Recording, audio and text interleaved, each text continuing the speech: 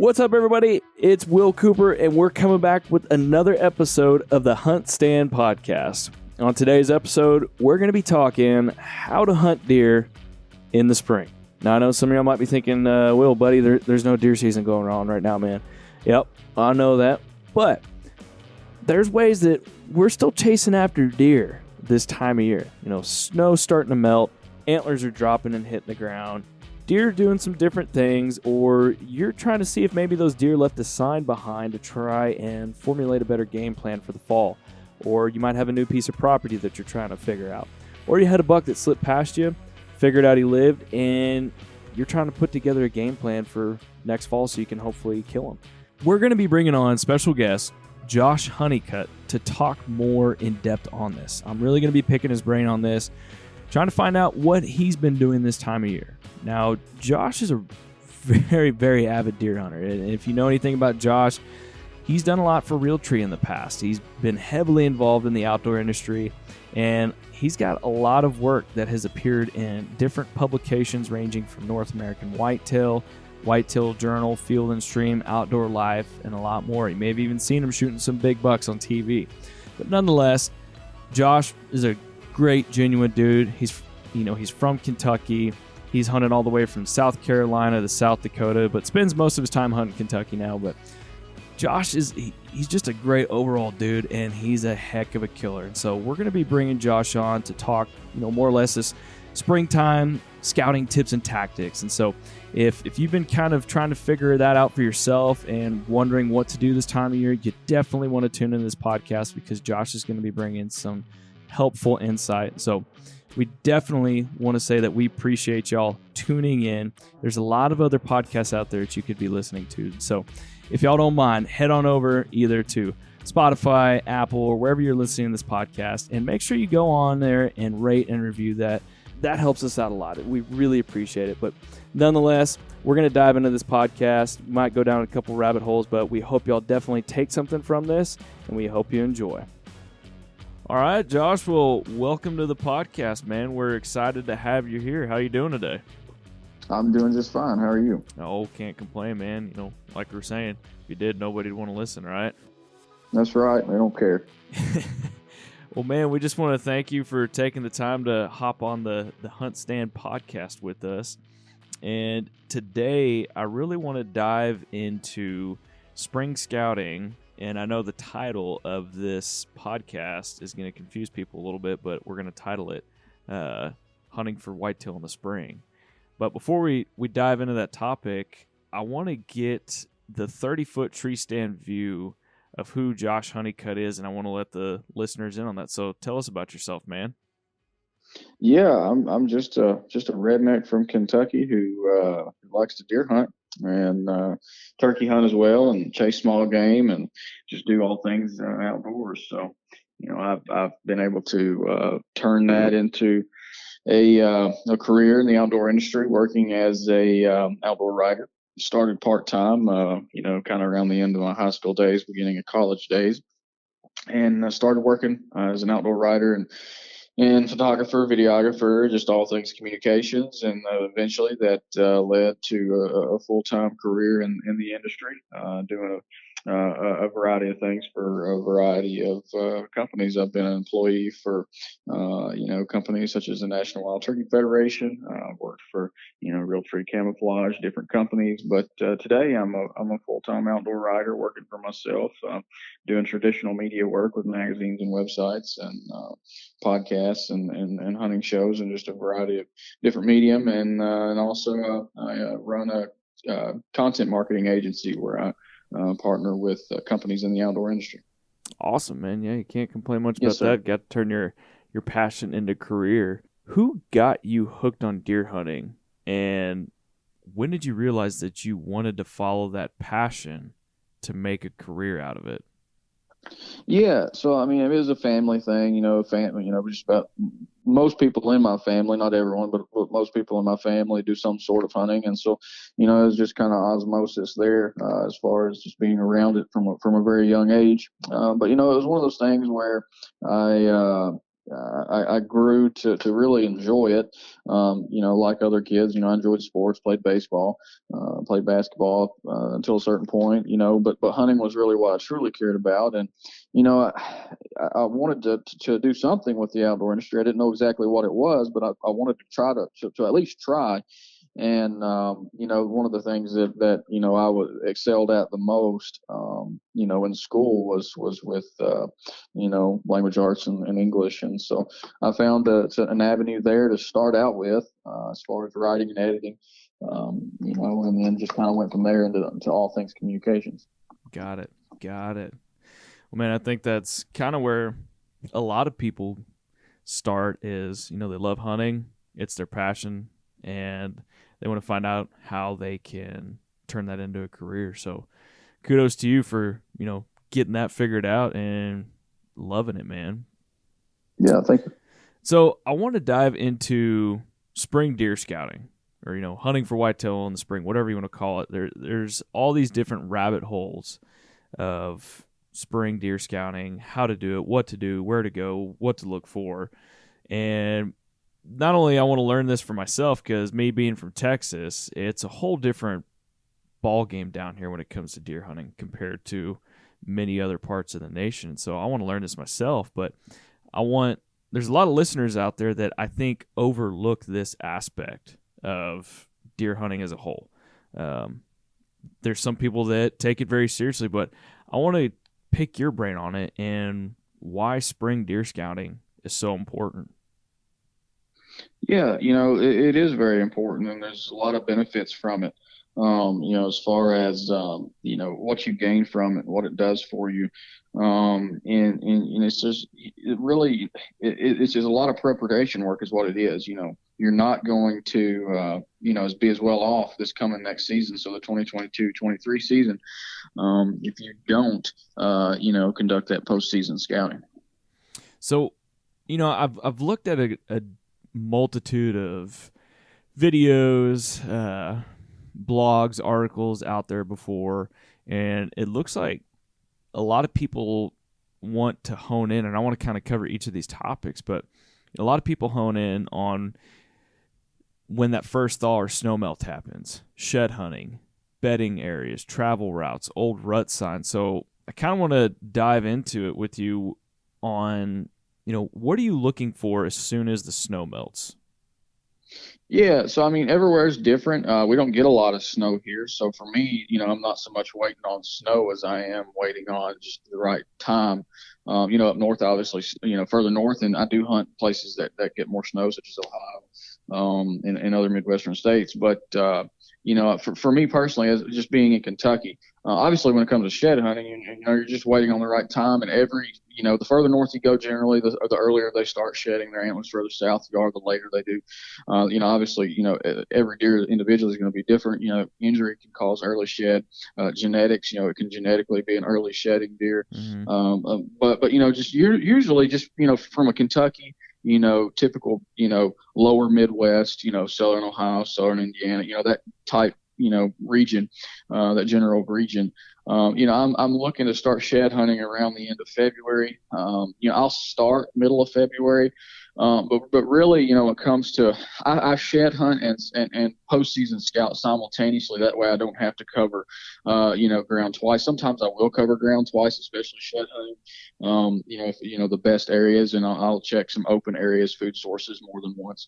But usually what I do is I will start that process by hitting the lowest odds places first, because I still want to give those deer, because, when I first start shed hunting and postseason scouting, not all the deer have shed. Yeah. So I'll start in those lowest odds places first, and lowest pressure places, so I'll start in food sources, open areas, places that, if it's private land, places I can check with a vehicle, or full ATV or something like that, that's, that doesn't necessarily push deer out of the area.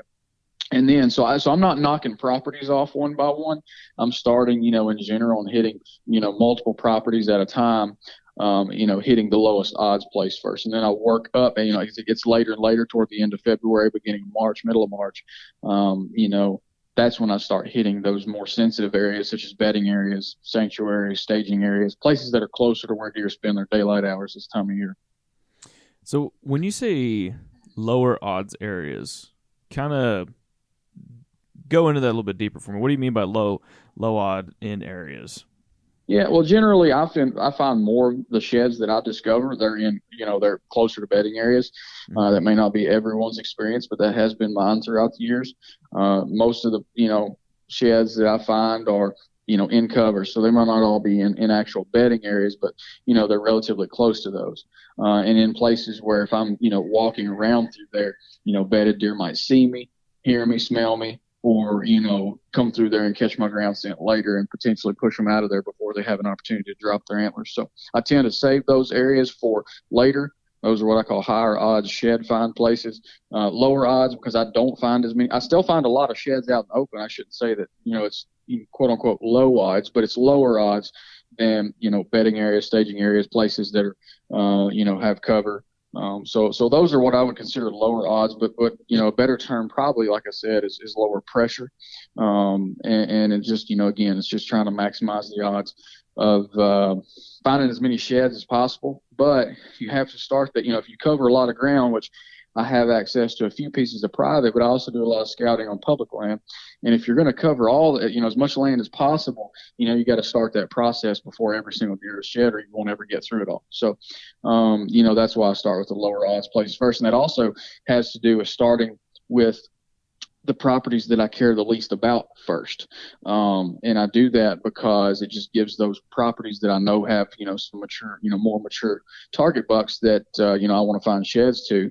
Obviously I don't want to pressure them either, even after the season. Yeah. So I save those better properties, toward the end of the process. Gotcha. So how important for spring scouting, when you're looking at shed hunting or you're looking for bedding areas, how important is e-scouting for you? Yeah, so I do a lot of that with new properties. I look at maps all the time, even properties that I've hunted for years. But it's especially important for hunting new properties, because that's something that I do during the off season. I have a goal of scouting at least one new large public land area each off season. That's my goal. Yeah. If not more, and that starts with e-scouting. I'm a bit, as we know, this is a HuntStand podcast. I use it quite often. I look at it daily, and it's just one of those things where you really gain a lot by e-scouting. You can learn. It really just saves you time just from that off-season scouting perspective, because it allows you to kind of focus on areas that you won't want to walk. Maybe it's a place that, like, for example, you're not going to do a lot of postseason scouting on a north-facing slope. Not to say that you won't scout those areas, but if you're just purely shed hunting, you're going to spend more time on south-facing slopes because they get more sunlight in the wintertime. That's where deer bed down oftentimes. They get more direct sunlight, stay a little bit warmer. So it just basically helps prioritize things. Yeah. Whether you're prioritizing what order you want to scout a place in, if you just don't want to go, spend any time, say you're going on an out-of-state scouting mission on some public land and you know that there's particular areas you just won't have time to cover, and you want to say, go after those better spots. Well, e-scouting helps you figure out where those might or might not be without actually having boots on the ground, whereas you're kind of going in blind if you don't e-scout. Gotcha. So when you're going in looking at a new piece of property that you've never put your boots on the ground, how are you finding these bedding areas? Like, what are you looking for on the maps when searching for bedding areas to go in and try and find sheds? Yeah, so there's different types of bedding. Generally, more times than not, deer are just going to be bedding in the thickest, nastiest stuff they can find. Yeah. That's just where they're at. So the thickest, nastiest cover you can find, that's where they're going to be bedding at. If it's super mature timber, and you can kind of tell, you can't always tell, but a lot of the times you can tell how thick it is based on, especially if you're using an aerial map. Right. There's certain different layers in HuntStand that show the canopy a little bit better than others. But you can definitely use different layers in the app to determine which ones look like more mature timber, which ones look like, more early successional habitat that's a lot younger as far as the successional clock goes. Thick, cover, you want stuff with a high stem count. Basically, limited visibility as far as seeing through it. If you can see a long ways through it, deer probably aren't going to bed there. If you can only see 10, 15, 20 yards, you can bet deer are going to bed there. But there's different types of bedding. Just general thick cover is obviously what you're looking for, but you can break it down into other categories as well. Like I said, south facing slopes, most people refer to that as solar bedding because you're getting that direct sunlight. There's also thermal bedding, which is going to be, based on conifer stands. If you have dense pockets of cedars, pines, spruces, different conifers that hold their foliage throughout the year, throughout winter as well, that helps hold heat. It helps shield them from snow and rain, helps shield from wind. And oftentimes those areas are a few degrees warmer, than the surrounding areas that are, hardwoods based, because they do help shield from the elements. And so deer like to bed there as well. And so that's, called thermal cover. But, there's just lots of different types of bedding. Whether it's solar, thermal, just thick cover. And like I said, a lot of the times deer like that thick cover because they don't, especially in wintertime, they don't prefer that during early season. Sometimes during the early season, they might prefer a more open area when it's hot. Yeah. They want that area. They want to breeze. They might bed at lower elevations because they want to be closer to those low-lying areas where it's cooler, closer to water. Whereas during the late, in late winter when it's cold, they want to be at higher elevations. So typically you'll find them at higher elevations in the wintertime. That's another thing to think about. But like I said, they do prefer that thick cover with a lot of early successional habitat and growth, high stem count, because they don't like to move very far in winter. They're trying to conserve calories, conserve energy. And so, they want their bed and food to be as close together as possible so they burn as few calories as possible. And you can get both with a really high stem count, early successional growth type area, because they can bed in that and feel safe and secure. And they can also feed on that because this time of year, there's not a lot of options out there, especially in places that I hunt, like southeastern Ohio, where there's not much ag or grain or anything like that. They can get that browse that they rely on and need, especially this time of year. Gotcha. So my question then is, how, obviously it sounds like depending on the piece of property, depending on the area, they could have a completely different bedding area in the fall then, is kind of what I'm understanding. Yeah, so my experience, no matter where you hunt, and I've hunted, the swamps of South Carolina, the plains of southwestern Kansas, here in central Kentucky, where it's not mountains but rolling hills and fields, mountains and foothills of Ohio. Everywhere I've ever hunted, I have noticed that deer are constantly changing where they bed. Very few properties, you might see deer bed in a particular bedding area, they might use a particular bedding area throughout the year, but more times than not, especially the mature bucks who are taking up the best of the best bedding. And then you obviously filter down, does and younger bucks are going to take the subcategories, but, the mature bucks, if that's what you're after, they're going to take the best of what the area has to offer. And that's going to change throughout the year based on what their needs are at the time. And there's factors that are involved there, such as time of year, which is temperature, weather, hunting pressure, available food sources, wind direction at the time, because that influences where deer will bed oftentimes based on what the wind direction is, because it's a security based thing. So there's a lot of factors that play into to help a deer decide where it's going to bed on a given day. And that can change daily, especially in big timber and hill country, mountain country, where there's endless cover, or at least seemingly endless cover. There's more options there. So you're going to see a greater variance in where deer bed, especially in areas like southeastern Ohio, where you have a lot of different cover options, in places like the Midwest, where it's just pockets of timber here and pockets of timber there, and most are open. Obviously, deer are going to be more limited. So it's really geographic based, it's time of year based, but bedding opportunities or bedding areas oftentimes change throughout the year based on what deer need at a given time. Got it. So another topic that I saw a lot of people talking about when it comes to spring deer scouting is you're looking for travel routes. You're looking for old travel corridors, because there's a multitude of factors that those travel routes of what they can tell you. So, I mean, is that something that you're looking for quite often, or you're just primarily focusing on trying to find bedding areas? So I'm on the private properties that I hunt are generally small. They're 200 acres or less. Yeah. Most of them are anywhere from 50 to 100, and I scour every inch of those properties. I literally grid search the entire property. Yeah. And so I'm covering everything. I'm looking for bedding areas, travel routes, staging areas, food sources, water sources. And something that I personally like to do is turn my tracker on, and it follows me. But I don't turn it on when I'm doing that the entire time. What I like to do afterward, if time allows, is go back and walk with the tracker on, walk every trail that I can find inside of bedding areas, inside of transition areas, staging areas, travel routes.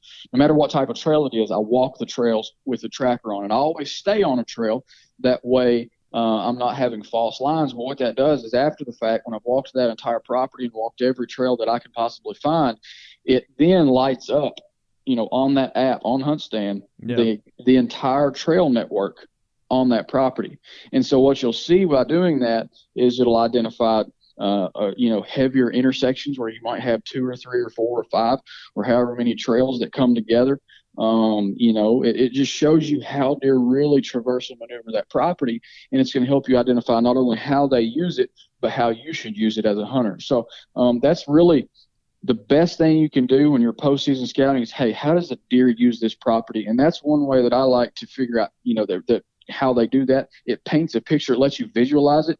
And simultaneously, while I'm also doing, this postseason scouting, when I'm out there just grid searching, which again, I don't have the tracks on when I'm grid searching. Well, I do, because it helps me see where I've been and where I haven't been.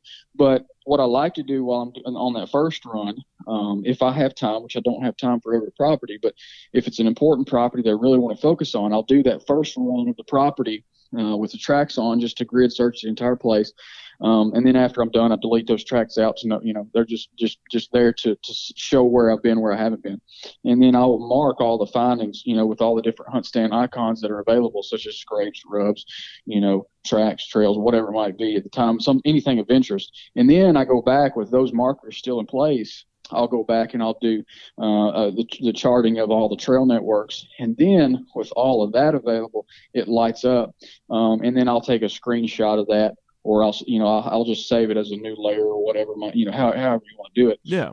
But then that helps visualize exactly what deer are doing on that property. I like that. It's got me thinking about my piece of property right now. So another thing that I really saw was old rut sign, utilizing old rubs. If you can find some of those older mock scrapes, just old rut sign. Are you keying in on that a lot during the spring, or, what are you looking for that to tell you? Yeah. So basically postseason, you need to do both postseason scouting after the season ends, and you also need to do summertime scouting. And those plans look different for me personally. Okay. Postseason scouting, I am focusing on pre-rut, rut, and late season. Because obviously the rut sign you can find, which deer will rub they don't rub year round. They rub when they got their antlers on, but they'll scrape year round. It's not as frequent or as heavy, but deer do scrape year round. So, but what I basically do there is I'm looking for those rubs and scrapes from the previous season. So that helps me identify where deer were spending the tail end of the pre-rut and the rut, because most rubs are laid down during the pre-rut. And, there's some that are laid down during the rut too, but a lot of those are laid down during the pre-rut, especially the tail end of it right before the rut kicks off. So that helps me kind of identify where deer are spending time during the pre-rut and the rut, and where I find sheds, where I find the most recent tracks and trails that are maybe a few days, few weeks old, are telling me where deer spend time during the late season. And so that really helps. Of course, I have cameras that stay up throughout the season. Some of those I'll check during the season periodically to help me in my hunting. But a lot of those cameras that I actually put up never get checked, and they just soak all season long. And so a lot of what I do, just to minimize pressure as far as trail cameras go, because I don't like to check every single trail camera that I have, especially those that are further back in cover, closer to bedding areas and staging areas. A lot of times if I do happen to check one of those, it's because it's on my way into a tree stand. But I'll let those soak throughout the year, and what that does is it tells me how individual deer use the area, but as a whole tells me how the herd uses it as well. And that's applicable just in general. So, say you've got a big deer that's in there next year, maybe a new deer, might be a return deer, but regardless, how deer use the property, while it can change from year to year, oftentimes it doesn't. Just, in general terms, because whatever most mature buck is in there this next year is going to be taking the best bedding that was being used by the most mature buck the previous year. So, it's just one of those things where, yeah, trail cameras are good for in real time, use, but it's also, when you go back through and look at cameras that soak in those most sensitive areas, you get that historical data that's going to be applicable, unless the landscape changes, is going to be, applicable each year. Gotcha. So I want to touch on what you're just talking about with mock scrapes, because this is kind of a not really talked about thing in Texas, if you will. But, this past year I got to go hunt in Nebraska for the first time, where, obviously there's no baiting, you can't even use anything like your Big and J, or, no powders or anything like that, not even salt licks or mineral licks. So we were making a lot of mock scrapes, but something that I've been doing some research on is there's people that use mock scrapes year round. So is that something that you do to kind of help during this post season spring scouting time? Yeah, so one of the things that, like I said, deer scrape year round, so mock scrapes are going to be valuable year round. I'll put my cameras, I take them down while I'm postseason scouting and shed hunting just to clean them up. I run about 40 to 50 cameras each year just on across all the different areas that I hunt. So I'll have anywhere from 5, 6, 7 of those tear up on me each year and have to either fix them or replace them. Mm-hmm. And so I do pull them down. But I'll put those back up in June, except for certain public land properties that have restrictions on when you can and can't put them up. But in general, especially on the private lands that I hunt, those get put back up in June, at the latest early July. And if I do happen to want to run mock scrapes, not to say that I won't create those in season as well from time to time as needed, but generally if I'm going to do a mock scrape, I'll go ahead and jumpstart that. When I put those cameras back out in the summertime, because deer will scrape year round, and it just gives deer a lot more time to get used to that disturbance that I put out there, by making the mock scrape, putting up the trail camera, this, that, and the other.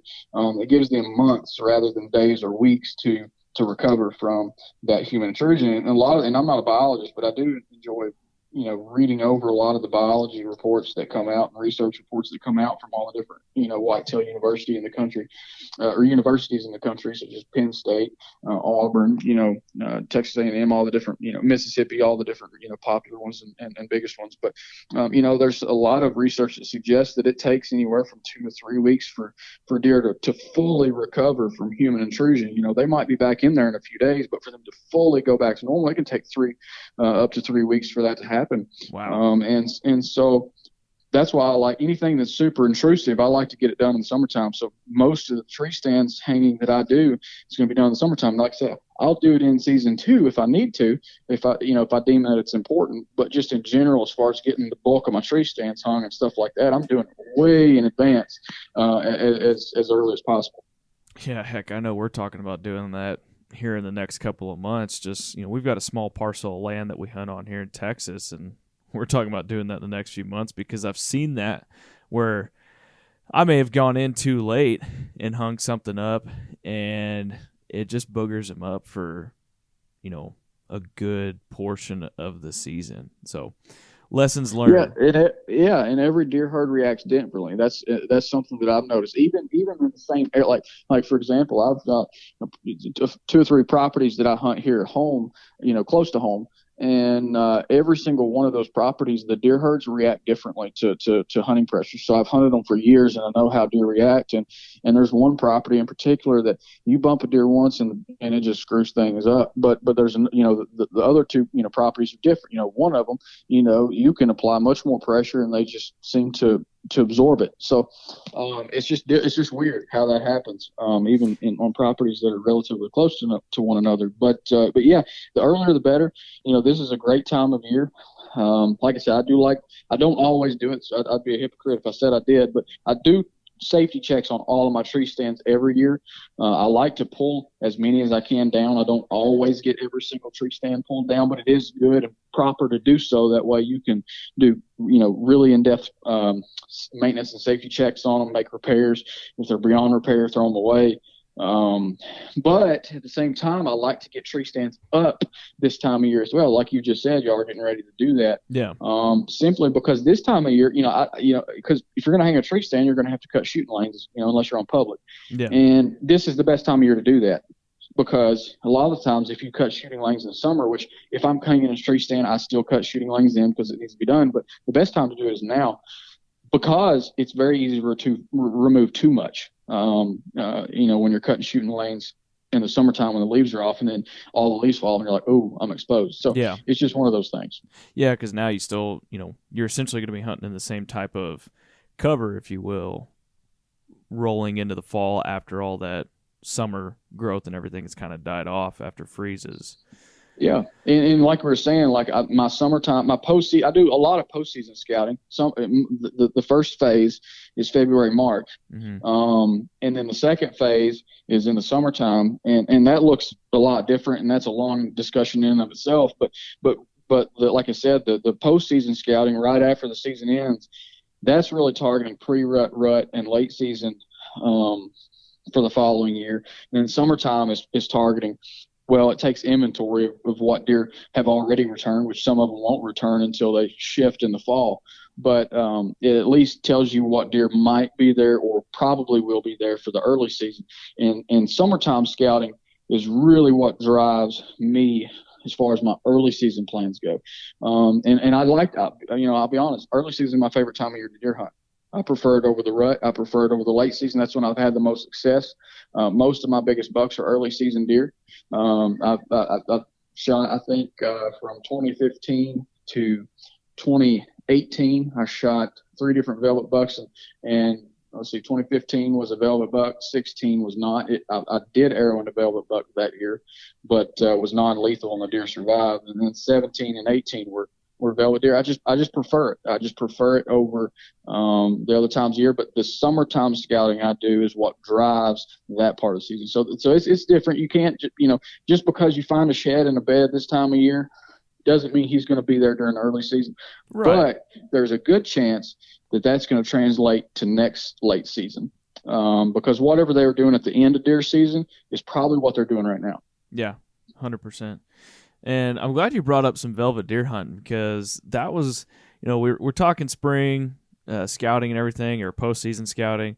But I wanted to talk about, when I was doing a little bit of research on you, and I've seen this giant 170-inch velvet 8-point that you shot with your boat early season. Tell us about that deer, man. That was a freaking giant. That was a stud. Yeah, he's a pretty cool deer. Whenever I green scored him, he was right there at 170 gross. I think officially he ended up being in the mid 60s, but of course he lost a little bit when he dried up after the drying period, especially velvet deer. They do that. But, yeah. I also probably stretched the tape a little bit more, but yeah, he ended up being in the mid 60s. Yeah. Right. Fishing, we're fishermen too, and we got to tell a good tale. So, oh yeah. But yeah, he ended up being officially in the mid 60s for gross, and he would have been net, 170 if he hadn't had a little bit of a damaged G2. He's got a little acorn tip halfway up his right G2, which he damaged at some point during the growing phase. So if not for that, he would have officially netted around 170. Oh. But he's a pretty cool deer, yeah, and he's a deer I followed for 2 seasons. Shot him in 2018. He showed up in 2017 for the first time. I got a trail camera picture of him a couple of weeks after I shot my velvet deer in 2017, and he showed up in the exact same spot. And what's interesting is, this is another discussion for another time, but, figuring out the X, so to speak, every property, especially small properties, are only going to have 1 or 2 quote unquote X's or kill spots that consistently produce. Yeah. And my velvet deer in 2015, the velvet deer I shot in 2017, and then this big velvet 8 in 2018 were all arrowed on the same 50-acre property and within probably 75 yards of each other. So, so that's another discussion and something that you can learn over time hunting a particular property. It can also help, reveal where these locations are at when you do these postseason scouting, whenever you look at trail cameras that soak for throughout an entire season. Yeah. So it's not something that you learn immediately, but hunting a place over time, scouting a place over time, you can reveal where these locations are at. And that's really what led to me being able to arrow that big 8-pointer. So with this deer showing up, after you shot another deer, let me rephrase this. Was spring scouting or postseason scouting crucial and part of the process in killing this deer? Yeah, well, it wasn't. Postseason scouting wasn't so much important for this deer, simply because, like I said, he was an early season deer. I knew that I monitored this deer in 2017 after I filled my tag. Obviously, I couldn't hunt this deer, so I just had to watch him. But I monitored him on trail cameras. I think I ended up getting probably 10, 12, maybe 15 daylight pictures of him on the property throughout the rest of the season. So not super regular, and it was a small property. It's 50 acre property, and only probably 25 acres of it is cover. So really, it's even less huntable ground. It was interesting. The biggest factor for killing this deer was preseason scouting, not postseason scouting. So summertime scouting with trail cameras was very important because I put up trail cameras and I monitored those. Now, yep. I was very careful. I never put my feet on the ground, and I kept trail cameras on the perimeters of fields. That way I could drive up to them with the truck. I didn't even want to take an ATV in there because it was louder. I would drive my truck up, open the door, pull the card, close my door. Very, very non-intrusive because I knew that deer was bedding pretty close. And so figuring out what he was doing was key. Knowing that the particular area that I arrowed him in was kind of where everything comes together on that property was key, and I already knew that from previous years. But, a big thing was I started out because this deer, he was on a daylight pattern all summer long. And about a week before season, he kind of shut down and started going dark, and I was looking at nighttime pictures. Well, I thought, he's already shifted to a new bedding area or he's doing something different. Well, turned out he really wasn't. I didn't even hunt the deer the first day of the season, I think. Maybe the first 2 days of the season. I can't exactly remember now. It's been too many years, but I know I didn't hunt him opening day.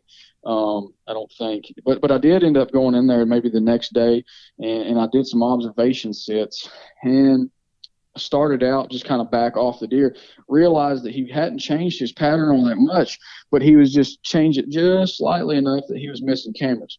And so he wasn't coming back through and hitting those cameras until way after dark, after, he'd been, out doing his business. So, when it comes to early season, especially when deer are on patterns, you can get as much of that figured out during the preseason as you can. But sometimes, to fine-tune that game plan, especially in areas where you can kind of hunt observation sits, but you can't do that everywhere, but that is really the final point of your preseason scouting in summer that you pull together. Whenever you finally do start hunting that deer that's on a pattern, you're going to have to do some you won't always have to, but you might have to do some observation sets to pull the rest of that scouting plan together to create that opportunity. I love it, man. So going back to our postseason spring scouting, for the listeners out there, what would you say is probably that 1 to 2 pieces of advice that you would have for them going into that right now? We're starting to get some snow melts in some parts of the country. There's a lot of other parts that they're covered in snow, and they will be for the next month or so. But what would you say from your perspective are 1 to 2 good pieces of advice going into that spring deer scouting?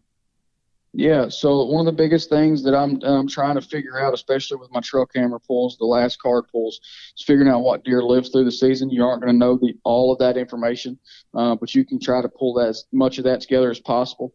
And so what you're doing this entire off season with postseason and summertime scouting is you're pulling together game plans. And something that I do throughout the years, I'll go back through and look at all the metadata. That's what I call it anyway. It's not true metadata, but that's what my reference to it, from every single daylight trail camera picture I had of a mature target buck. And I will look at everything that's associated around that timestamp. such as direction of travel or what the date was, but Yeah. in direction of the date, time, morning or afternoon, where he was coming from, where he was going to, what the wind direction was on that particular sighting. That way I can kind of identify, okay, he was using this bedding area on this particular wind. He was going in this direction on this particular wind. And deer don't always walk with their nose into the wind. They'd all be on a beach somewhere if that was the case. Oh, yeah. But they do use it to their advantage, and they're very big on sometimes when it is convenient, they'll walk into the wind or they'll use a crosswind, whatever it might be.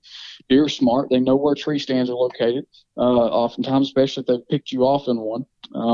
That's what I'm doing. I'm looking at all that information, and then I'm pulling together game plans for the following season for each phase of the season. So if I know a deer is going to be there during the early season, that's his MO, that's what he typically does, I'm going to create some game plans around that particular deer for that time of year. If it's a deer that likes to stay all season long, I'll have game plans for that deer based on what he typically does throughout each phase. So early season, pre-rut, late season. Now, obviously, all these plans aren't going to come together, and you've only got one tag, maybe two tags, depending on where you're hunting, or if you're in the South, you'll have more. But, being able to have all these game plans already on paper, and I do like to write them down just so I don't forget them, one of those is going to come together, more likely than not. And if you've got two tags, then hopefully two of them come together. But having all of these in place, helps you kind of really put it down and remember what your game plan is come season. And of course, obviously, what happens in real time, you're going to have to adjust these things. You're not living, it's not written in stone, but it's a starting point. And having that starting point based on what you find and discover during the postseason here and during the early season or preseason this summer, all of that coming together is going to give you a starting point for the following year, which is really all you can ask for. Got it, man. Well, I think these are all great tips for all the listeners out there, especially just for the time of year that we're going into. Deer seasons are pretty much done across the nation with the exception of some MLD properties here in Texas, but for majority of folks, deer season's done, and now everybody's starting to thinking about next year. And I know for sure I definitely want to get you on here to talk some more summer scouting stuff, right before the season kicks into high gear in, late August, early September. So I know we're definitely going to have to get you on the podcast again, man. Yeah, I appreciate it. And the only other thing I would say right now is don't, when it comes to this postseason scouting, don't think you know everything about the property you've been hunting, even if you've been hunting it for 20 years, because things can and they do change. They change annually. The big things stay the same as long as habitat hasn't. But, that's something that I've messed up on the past. I didn't postseason scout a property like, it's going to be the same next year. And then I went in there and found, oh, goodness, they've made some changes here. Whether somebody come in and they did this or they did that, and then, it's a whole new ball game. It starts at zero. So, things change. Even on properties that you've known for a long time, especially if it's a property that you have permission on or you lease and you don't own, then there's going to be more opportunity, higher odds of something changing there without you knowing it. But there's, even storm damage. We've recently had a lot of storms here the past few months here in Kentucky, and that can change things. If a tornado comes through and starts ripping, hardwoods apart, that just created a whole new bedding area. It might take a year or two for it to grow up and thicken up, but that's a new bedding area a lot of times because they like that early session growth. So that's just one of those things. Just don't think you know what's going on, even if you've been there for a long time, because things can change. Dude, that happens to me all the time at our place. We've got 200 acres here in Texas, but really only about 80 to 100 of it is actually huntable because all the front part of it is all just coastal fields. And it seems like every year, I think I've got them dialed in, got them figured out. Then the next year rolls around. Like this past year, these deer threw me for a loop. Completely different than what they had normally been doing. They were going on different travel routes, and it threw me for a loop, man. They change up every year on this place. Yeah. Yeah, and some properties are like that more than others. Some properties, it's just like, oh, they do this, they do it that way every single year. Other properties seem more random. It's just weird, how deer herd to deer herd and from property to property. Oftentimes things change or are different. Whether it's that aspect or it's the hunting pressure aspect or whatever it is. It is interesting how unique they are.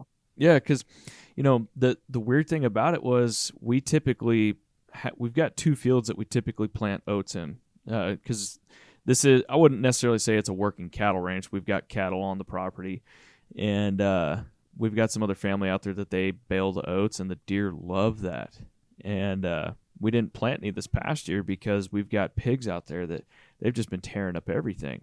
And I think the pigs probably had a big part in why these deer were so different, because the year prior, I think we only had 1 or 2 pigs rotating through the property, but this year there was anywhere between, I'd say, 40 and 60 pigs just rotating through our property, as well as 3 other neighboring pieces. And so I noticed that these deer were spending a lot of time up in one of these fields. There was no oats planted, but I think it was just probably some leftover from last year that sprouted and just some browse that was out there. But they had spent the majority of their time up there like they had never done in the past 4 or 5 years. It was strange. Yeah, it's very interesting for sure, how things influence that. And one other thing that came to mind that I meant to mention and failed to is, as you said, we're doing this postseason scouting right now to put together game plans. But, I'll put out permanent, quote unquote permanent or tree stand locations that I, may or may not get used come the next season. Yeah. I'm also very mobile. I have a set that I just, use to hang and hunt and stuff like that. But, figuring out these stand locations is really what all that's about, that postseason scouting, especially, when you're establishing permanent historical stand locations that are going to be good from year to year. Getting those hung during the off season is good too. But one thing to think about is that tree stand is only as good as its entry and exit route. And there have been so many times that I've found, this is a dynamite spot. This is going to be a killer spot every year.